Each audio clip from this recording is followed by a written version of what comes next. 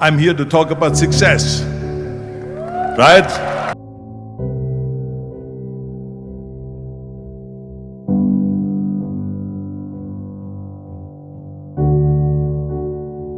Now let me get right away to the first rule of success.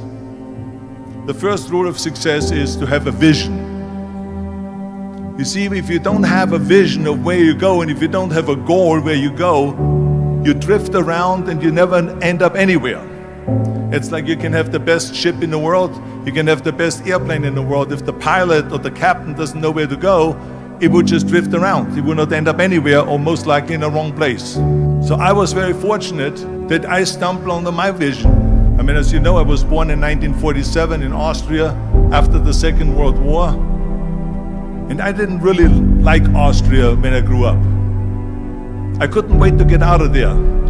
I couldn't see myself becoming a farmer or a worker in a factory or anything like that. Even though my parents wanted me to stay there and have a normal life. My father wanted me to become a police officer like he was. My mother wanted me just to stay there and marry a girl and have a bunch of kids. But that was their vision, not mine. My vision was totally different. I felt that I was born for something special, for something unique, for something big. So I was searching. Then one day I went to school. I remember I was 11 years old, and they showed a documentary about America. And all of this stuff, and I said to myself, that's where I want to be. I don't want to be around here with these little farmhouses and these little buildings, and everything is old. I want to be in America. But now the question was just, how do you get to America? In those days, it was a very expensive trip. It's not like today. So again, I was very fortunate that one day after school, I walked by a store in Graz. And it was the only store that really sold kind of American stuff. So I went inside and I looked around and I looked at this stuff, and then I saw a magazine. I saw a bodybuilding magazine that had Reg Park on the cover. Reg Park was then a 3-time Mr. Universe. And I saw him on the big screen as Hercules. And on the cover it said, how Reg Park, Mr. Universe, became the Hercules star. So I looked at the cover and I said to myself, I got to get this magazine. So I bought the magazine, I took it home and I read it over and over from the front page to the back. It had everything in there, how he trained, how he was working out in Leeds, England, in a factory town, how he worked out every day for 3-4 hours and became the strongest man of Europe, and how he won Mr. Europe, Mr. Great Britain, and then eventually Mr. Universe, and how he won the second Mr. Universe and the third Mr. Universe, and how he was discovered to play the starring role in Hercules. I read that and I said to myself, wow, this is the blueprint for my life. This is exactly what I want to do. I want to become a bodybuilding champion just like Reg Park. I want to get into movies just like Reg Park. And I want to make millions of dollars and be rich and famous just like Reg Park. Do you know how great it felt that I knew where I was going? Imagine the majority of people don't know where they're going. I knew where I was going. So it was just a question of how do you do it? I was so relieved. Because when you have a goal, when you have a vision, everything becomes easy. So I knew where to go. So people always ask me, when they saw me in the gym in the pumping iron days, they said, why is it that you're working out so hard?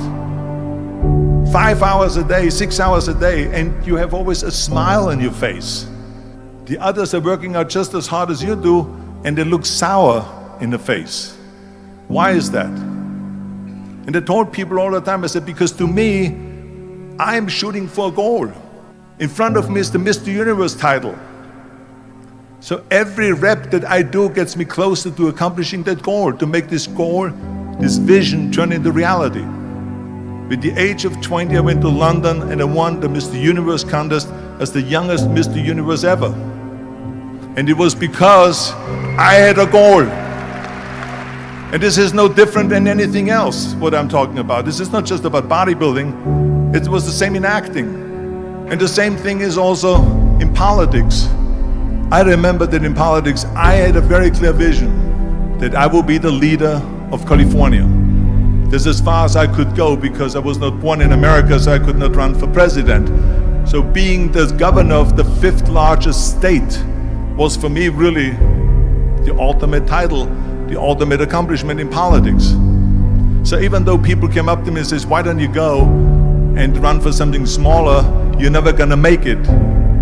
I ran for governor, and then 2 months later I became governor of the state of California.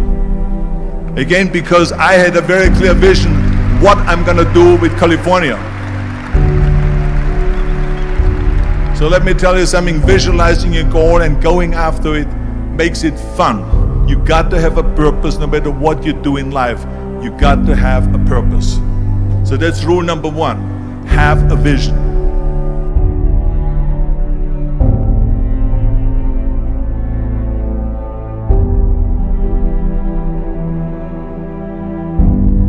Rule number 2 is, don't listen to the naysayers. Everything I ever did, the thing that I heard out of people's mouth was, that's impossible. That can't be done. Or no.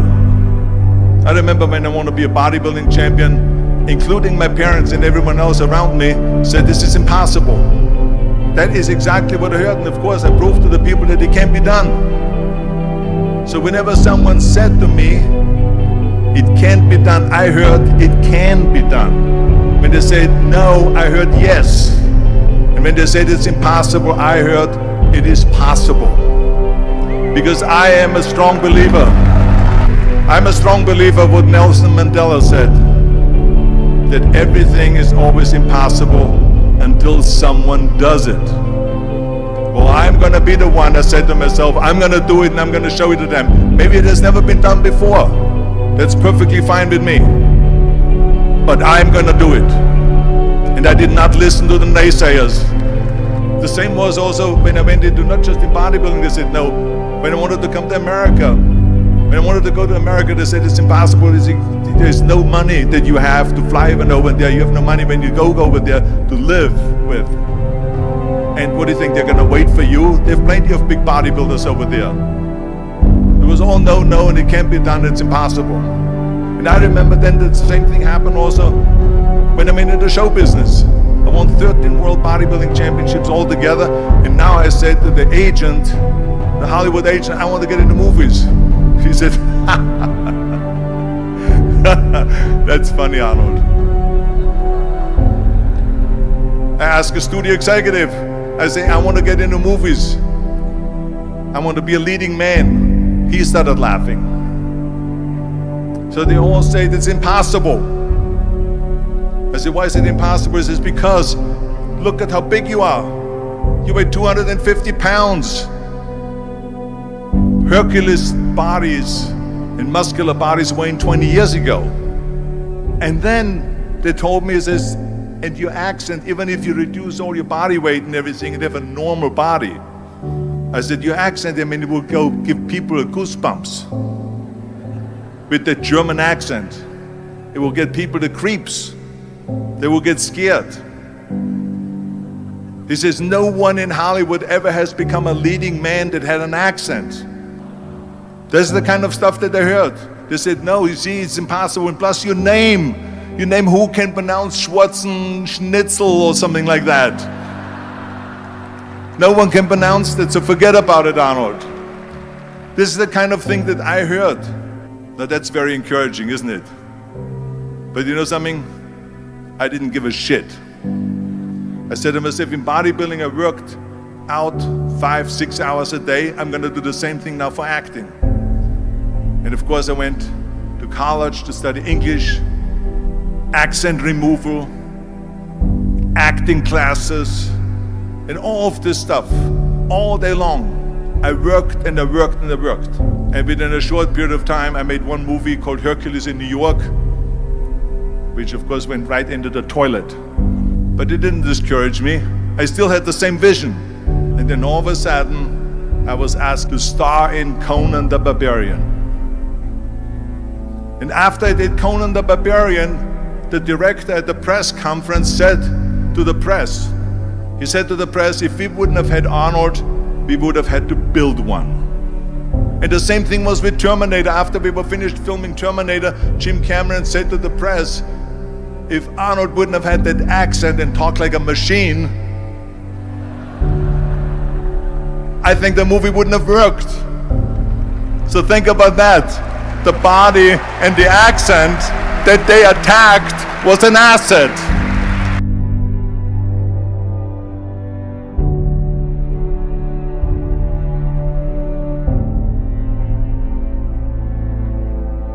And the next thing, the third point that I'm going to make to you is work your ass off. There is no magic pill. There is no magic out there. You cannot get around. You have to work and work and work. And it drives me crazy when people say they don't have enough time to go to the gym for 45 minutes a day and work out. Or to do something for 45 minutes to an hour a day to improve. If it is physically improve or if it is mentally to improve. Imagine you read 1 hour a day about history. How much you will learn after 365 hours in 1 year. Imagine if you will work on the business, on some business that you want to develop every day for an hour. Imagine how further along you will go and get. So it drives me nuts because we have, when people say we don't have the time, we have 24 hours a day. We sleep 6 hours a day, so that gives you still 18 hours. So there's someone shaking their head out here in front. They say probably, I don't sleep 6 hours, I sleep 8 hours, right? Or just sleep faster. So we have 18 hours a day. The average person works around 8 to 10 hours. So let's assume it's 10 hours, so we have 8 hours left. Then you travel around an hour a day, maybe 2 hours a day. So now you have still 6 hours left. What do we do with the 6 hours? Then we eat a little bit, then we schmooze a little bit, talk a little bit to people and all that stuff. But you can see how much time there is available if you organize your day. So you got to work hard. I mean, let me tell you something. When I went to America, I went to college. I went and worked out 5 hours a day. And I was working on construction. Because in those days in bodybuilding, there was no money. I didn't have the money for food supplements or anything. So I had to go to work. So I worked on construction.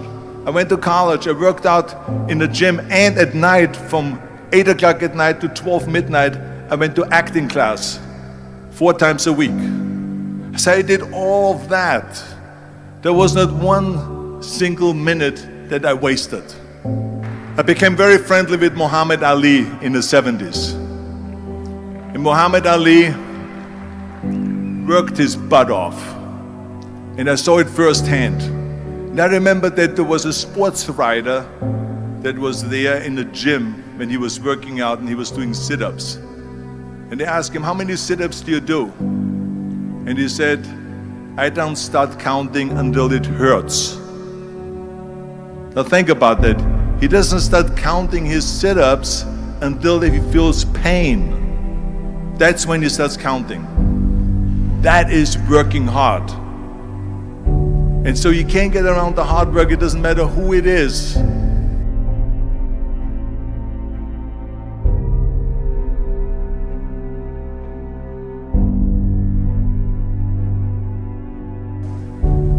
Well, I hate plan B. But when you start doubting yourself, that's very dangerous. Because now what you're basically saying is that if my plan doesn't work, I have a fallback plan, I have a plan B. And that means that you start thinking about plan B, and every thought that you put into plan B, you're taking away now that thought and that energy from plan A. And it's very important to understand that we function better if there is no safety net. I'm telling you, I've never ever had a plan B. I say I made a full commitment that I'm gonna go and be a bodybuilding champion. I made a full commitment that I'm gonna be in America. I made a full commitment that I'm gonna get into show business and I'm going to be a leading man. No matter what it takes, I will do the work. I will do the work over and over and over until I get it. And the reason, one of the main reasons why people want to have a plan B is because they are worried about failing. What is if I fail, then I don't have anything else? Well, let me tell you something, don't be afraid of failing, because there's nothing wrong with failing. You have to fail in order to climb that ladder. There's no one that doesn't fail. Michael Jordan said in one of his interviews, when they said, "You are unbelievable, you're the greatest basketball player of all times." I mean, tell me about that. And he says, well, you're just mentioning the successes. But he says, for me to become the greatest basketball player, I missed 9,000 shots when I was playing basketball at the NBA games. Does it make him a failure? No. He's one of the greatest basketball players of all times, but he failed 9,000 times. Do you get it? We all fail. It's okay. What is not okay is that when you fail, you stay down. Whoever stays down is a loser. And winners will fail and get up. Fail and get up. Fail and get up. You always get up. That is a winner. That is a winner.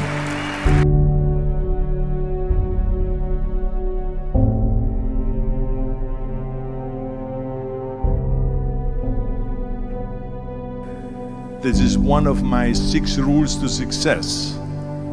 You can only feel complete as a person if you think about what can you do for your fellow member around you that maybe needs help. I was an immigrant going to America, and I saw how America was the most generous country in the world. I mean, they opened up their arms to me, they helped me, they invited me for Thanksgiving dinner, the people. They brought me, the bodybuilders in the gym brought me plates to my apartment because I had no plates, I had no silverware, I had no bedware, I had no pillows, I had no blanket, I had no TV, I had no radio, I had nothing. They brought it to my apartment. And I said to myself, as an immigrant that is being embraced with open arms, that I need to go and make sure that I give something back. And this is when I started feeling obligated, and I said to myself, so what can I do? I'm a bodybuilder, what can I do? Well, then I realized, when I saw Special Olympics, that I can help and train Special Olympians. And so we started getting involved in Special Olympics, and in no time, I proposed to them to start powerlifting in Special Olympics. And it became the #1 sports in Special Olympics, powerlifting. They always have a packed hall of 5,000 people. And I became the national trainer and the international trainer of Special Olympics. And I tell you, I felt so good. I felt better than winning a bodybuilding competition, going to one of their competitions and seeing 100 of those athletes from all over the world competing in powerlifting and being happy and being included and being felt that they're equal to all of us. It was the most unbelievable feeling, and this is why I got so excited about it that then after that I started, going around to military bases in America and training our military personnel.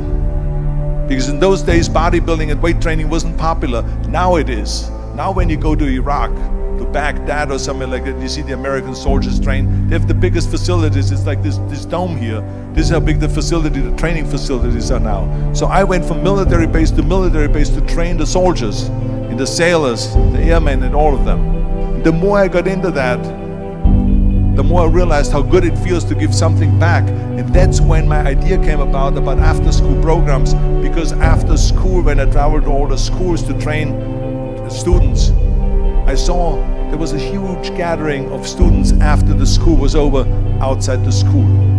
And I asked the school principal, what are all the students doing? They say to me, Arnold, you have to understand that 70% that the kids in our schools, they come from parents where 70% of the parents are both working. So therefore there's no one there picking them up. So that's got me the idea to start after school programs, to keep those kids in school while the parents are working and to offer them homework assistance, tutoring, sports and fitness programs and arts programs, music and painting and so on. And it became a huge success. Then of course when 2003 happened, where there was a governor's race in California, I said to myself, now is my chance to jump in there and to really give everything. And people said to me, he says, are you crazy to run for governor? When you're governor, he says, you cannot go and make movies anymore. I mean, I know that you can't run the state and make movies. Of course not. He says, well, you would lose all these millions of dollars. I mean, you're getting 20, 25, $30 million a movie, you will lose that. I say, I don't care. I say, all the money that I made is because of America. My success is because of America. Everything that I've accomplished is because of America. I say, so for me now to give something back for 7 years and not to make money makes no difference to me. I say, I'm gonna do it. And I jumped in the end of the race and did it. And let me tell you something. I'm not poor because those 7 years I didn't get paid. I'm perfectly fine. And it made me feel good that I could give back to America.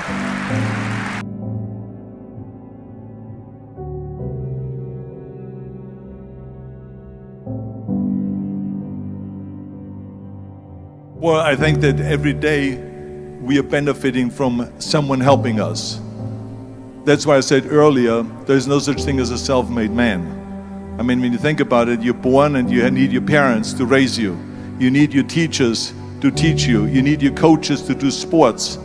And so when I think about back of the people that helped me, I remember that everything I did always needed help. Think about it when someone says, Arnold, you're the greatest self-made man. I said, you can call me anything you want, but don't ever call me self-made man. I said, because I did not get to that point by myself. I mean, think about just to be successful in the movies. The only one that makes you successful in the movie is the people that go to see the movie. So how can you say to you're self-made man when you need millions and millions and millions of people all over the world to go and see your movie? So people, then the press looks at it and says, this guy has a big box office success. It's the people, it's you. Imagine if Jürgen and I both think that we're self-made people and this hall right now is empty. No one here. Do you think this will be a successful conference? No. Who makes it successful is not him and me. We are just one little molecule that is added to the equation. But you are the ones that make this conference a successful conference. So thank you all of you for being here today. You are the ones that is making it big.